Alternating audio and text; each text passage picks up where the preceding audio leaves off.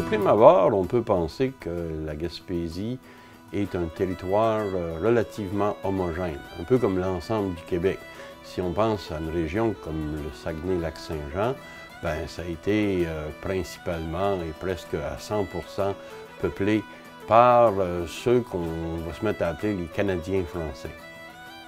On sait qu'aujourd'hui, la région de Montréal, c'est assez cosmopolite. En Gaspésie, pour bien des gens, il y a des Français puis un peu d'anglais. Détrompons-nous. La Gaspésie est très, très multi-ethnique.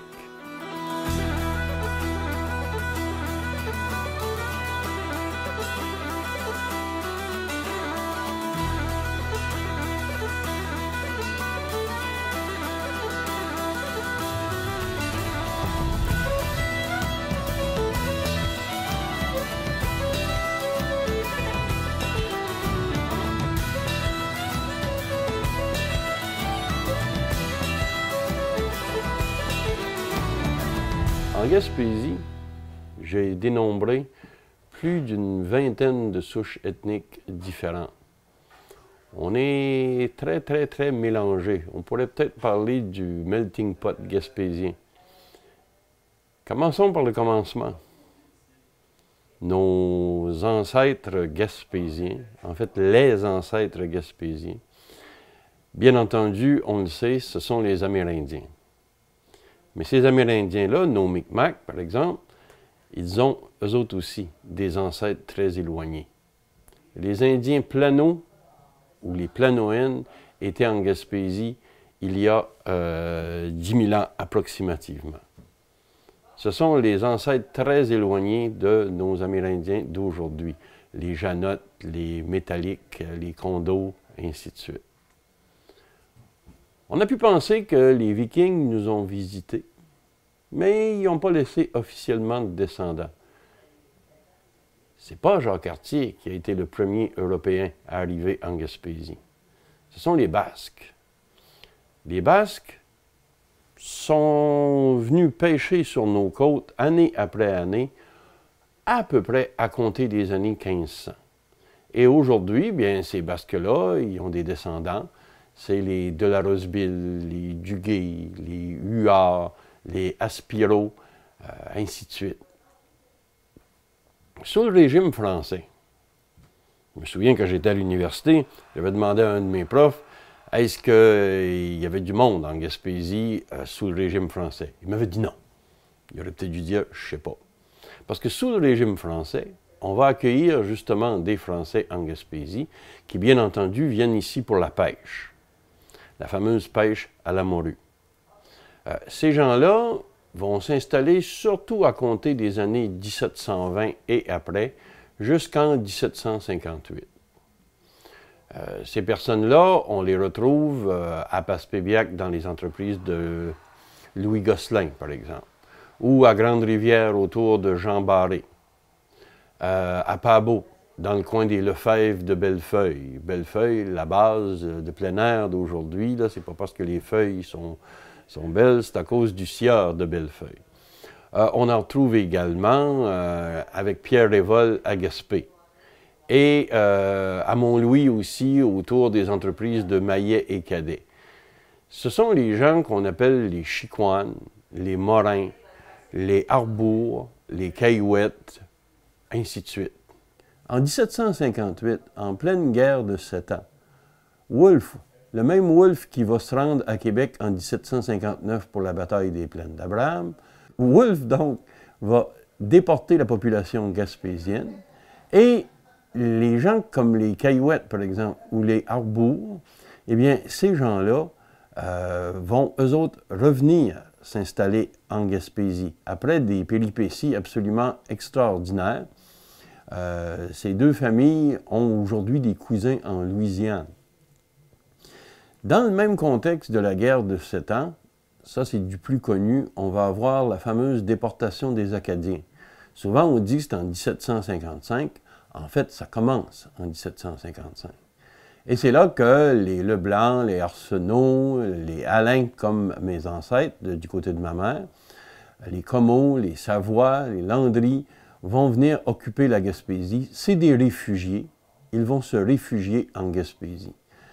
Parmi ces Acadiens, d'autres ont vécu des péripéties assez extraordinaires, comme les Barrios, par exemple, ou les Richard, les Robichaud. Ces gens-là vont être déportés en Angleterre en 1758. Ils vont survivre, et c'est le cas de le dire, là, très mal, jusqu'en 1763, la fin de la guerre. Puis, ils vont se retrouver à Saint-Servant, du côté de Saint-Malo. Et finalement, en 1774, ils vont revenir dans la région, en Gaspésie cette fois, sur les bateaux de Charles Robin. Ils vont aller s'installer à Bonaventure d'abord, puis dans le coin de Carleton. Ça nous fait des péripéties assez extraordinaires, mais heureusement, la guerre va se terminer en 1763, si bien qu'un autre groupe, les officiers de Wolfe, vont, eux autres, s'installer dans le coin de Gaspé. En fait, une partie des officiers de Wolfe. Ils vont s'installer dans le coin de Gaspé à compter de 1765. C'est le cas des O'Hara, des Askey, des Patterson qu'on retrouve dans la région de Gaspé. Mais plusieurs autres groupes vont nous venir aussi des îles britanniques. Les rives gaspésiennes attirent beaucoup de monde. La Gaspésie, c'est un genre de carrefour. Dans les années 1770, il y a des gens qui vont venir s'installer chez nous pour faire la chasse à la baleine. Des groupes comme les Baker dans le coin de Gaspé, ou d'autres qui vont s'installer dans le coin de Percé. On a des familles Boyle, Doyle, un nom bien connu, les Coffin, les Miller aussi. Ces gens-là viennent faire la fameuse chasse à la baleine. Il ne faudrait surtout pas oublier les fameux Anglo-Normands qui, derrière Charles Robin, dans les années 1760-1770, vont peupler plusieurs coins de la Gaspésie. On a aussi un groupe particulièrement important, du moins numériquement, c'est ceux qu'on appelle les Canadiens. Les Canadiens, à l'origine, ce sont des gens originaires du Canada, et le Canada, à l'origine, c'est la région de Montréal en s'en venant vers Rimouski. C'est eux autres qui vont peupler la Haute-Gaspésie au 19e siècle. Qu'est-ce qui les attire ici? Eh bien, c'est le boom économique qu'on connaît pendant cette période. Il y a du travail en Gaspésie. C'est ainsi que mes ancêtres Thibault vont migrer et ils vont se déplacer jusqu'à Percé, où ils vont arriver dans les années 1850. C'est un groupe relativement important de francophones qu'on retrouve beaucoup moins dans la baie des Chaleurs, mais qu'on retrouve, bien entendu, à compter surtout de Percé en s'en allant vers Matane. Plusieurs groupes importants nous arrivent d'Europe, comme les Irlandais qui vont fuir la fameuse crise de la pomme de terre, la crise de la patate dans les années 1840. Il y a des naufrages et ces gens-là se retrouvent en Gaspésie. C'est le cas des Gallagher, des Kavanagh, des Dunn aussi, ainsi que des McCrae, par exemple. Ces gens-là se retrouvent dans le melting pot gaspésien avec des Écossais comme les Hamilton, ou les Ferguson, ou les Robinson. On trouve aussi, enfin, là, des gens d'un petit peu partout, des Allemands, les Hort, les Englehart, les Keble, ou des Norvégiens même. À Bougainville, derrière Saint-Georges-de-Malbaie, les Johnson, qui étaient des Johnson. Des Belges, à Saint-Alphonse. Et même des descendants d'Africains, d'esclaves, comme les Woods, les Amos, possiblement les Smith, pas tous les Smith, certains Smith. Des Italiens comme les Cassivi, ainsi de suite. La Gaspésie, c'est vraiment une terre d'accueil.